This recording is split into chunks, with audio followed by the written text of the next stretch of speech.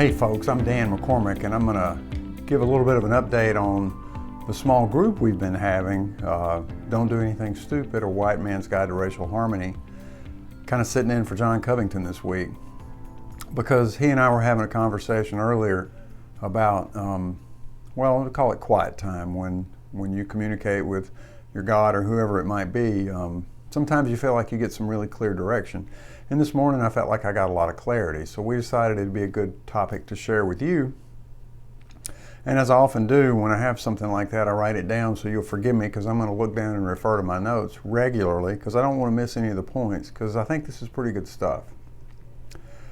And as I mentioned, during my quiet time this morning, God gave me some clarity, some clarity on this topic of racism. Because this is what we've been talking about in our small group, and it's a big topic around the United States of America and probably all over the world right now. And the thoughts that I had aren't new thoughts, and many of them aren't even my thoughts. I've heard these things in church, I've heard them from John, I've heard them from our small group. But what was cool was this morning the way God kind of pulled it together and gave it such clarity. See, our church does an amazing job of helping us understand why we're here. The words are know God, find freedom, and discover purpose. And those are 6 very simple words, but they're really powerful when you think about what it represents. Secular world is not exactly in favor of these things. Knowing God, finding freedom, knowing your purpose. So if we know and have a relationship with God, we find that freedom. That freedom gives us a great desire to want to share the joy that we have with our fellow man or woman, no matter their race, no matter their beliefs, whatever. We just want to share. It's human nature. You want to share your joy with someone and help them understand why you're joyful. Tell them your story. That freedom includes losing sight of the external appearance of people. Rather, we focus on their internal. Think about someone you've gotten to know that's of a different race than you, and through the course of becoming friends and having a relationship with them, color no longer even comes into it. Color is one of those things that's inserted into it a lot of times by things we hear in the world. We want to know them without any concern for their external appearance. And these relationships are grown, firmly established, and they're long-lasting. They become friends. They become brothers and sisters. Their race, customs, the way they talk, the way they dress, they become secondary.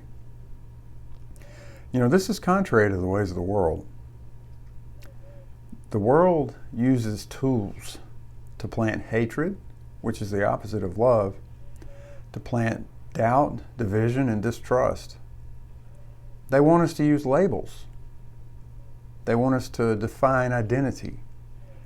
And it's really easy to fall prey to this, because after all, we're bombarded with information constantly from sources not even imagined a couple of generations ago. We need to remain focused on things of the Spirit. You know, we've said over and over that racism is a sin. And sin can't be solved with secular or worldly solutions. You have to use spiritual solutions. And this is not to say that we deny racism exists. That would be like denying sin exists. It's there, and racism is one of those sins that attacks us so often every day. We have to be, as John has said, empathetic to the damage that racism has done and is doing, but we can't deny the truth. Using programs that assign blame, such as critical race theory, to an entire group of people and denying that another group is blameless is stupid. That's not truth. The only way we can solve the problem of racism is through loving our fellow man and woman and then building relationships. You hear that? Love them first and then build relationships. Might seem contrary, but we were charged by our Creator to love everyone, even our enemies. One of our group members, Donnie Lee, spoke words of wisdom far beyond his years when he coined the phrase, relationships ruin racism.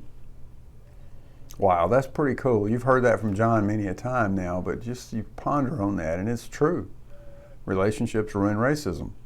And to accomplish the relationships, we truly need to turn away from secular solutions such as critical race theory and turn to spiritual solutions. And the truth is, if Jesus were physically walking among us today, he would demonstrate the same love for each and every one of us, regardless what we look like, dress like, talk like, just like he did over 2,000 years ago before he died on that cross to purchase our freedom. When we accept that freedom, we should begin to do as he did, to love everyone without being influenced by how they look, talk, dress, etc. And that's the cure for racism. These are the thoughts that I had, and I wanted to share them with you. There's no question that there's a problem out there, but there's also no question that there's a solution out there. We can't oversimplify or deny, but at the same time, the solution to the problem is more simple than many would like for you to believe. I hope this is helpful to you this week. I hope you got something out of it. Please, if you haven't already, like and subscribe to John's channel. We'd love to get our membership over 100 members. We're getting close. I think we're still about 20 short. So if you enjoy this, please like and subscribe. And as new videos come out, you'll see those. And I think you might take a lot of enjoyment out of going back and viewing some of John's videos that he's already done. Thank you, and I hope you have a great and a blessed day.